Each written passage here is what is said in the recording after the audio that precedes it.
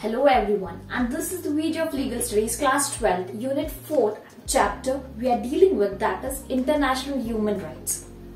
Though the concept human rights was always there, but ancient peoples did not have the same modern conceptions of the universal human rights.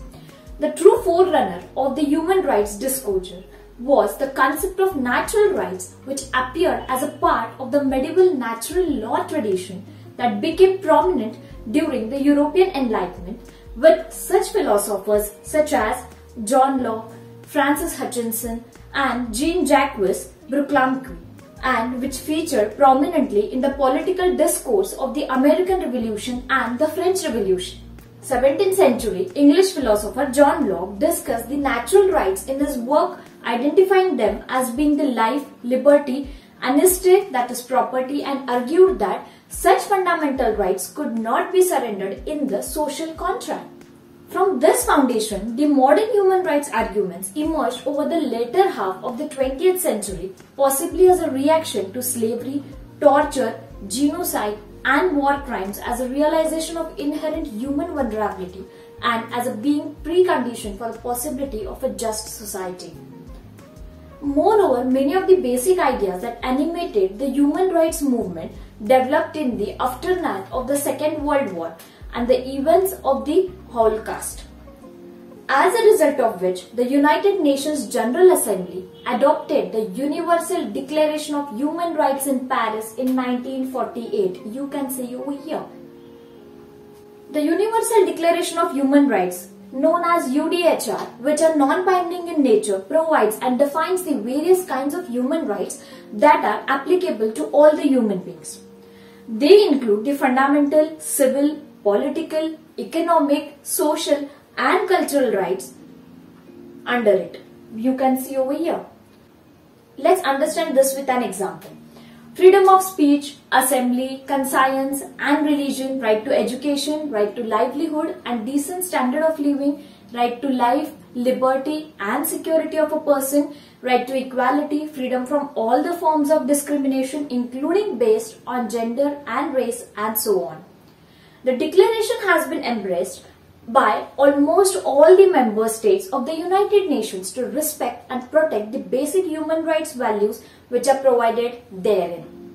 Likewise, the UDHR designed to promote the number of human, civil, economic and social rights. Asserting these rights, they are the part of foundation of freedom, justice and peace throughout the world.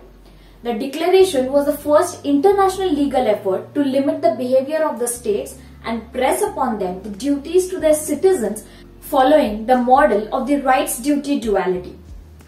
The UDHR was framed by the members of the Human Rights Commission with Eleanor Roosevelt as a chair, who began to discuss an International Bill of Rights in 1947. Universal Declaration of Human Rights. Now we are discussed about International Bill of Rights in 1947. In 1966, the International Covenant on Civil and Political Rights, that is ICCPR, see the short form, and the International Covenant on Economic, Social and Cultural Rights, that is ICESCR, were adopted by the United Nations, between them making the rights contained in the UDHR binding on all the states.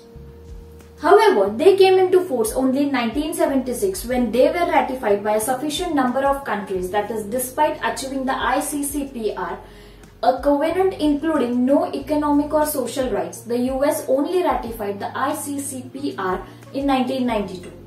The ICESCR commits 155 states parties to work towards the granting of the economic, social and cultural rights to individuals.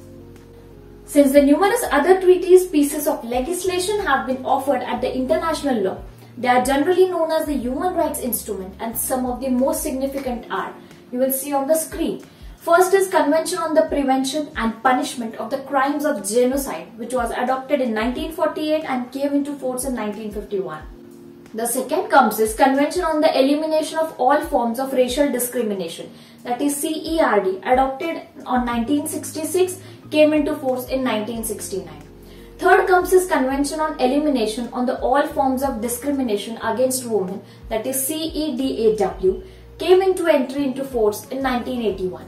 Fourth is United Nations Convention Against Torture, that is CAT, which was adopted in the 1984 and entry into 1984.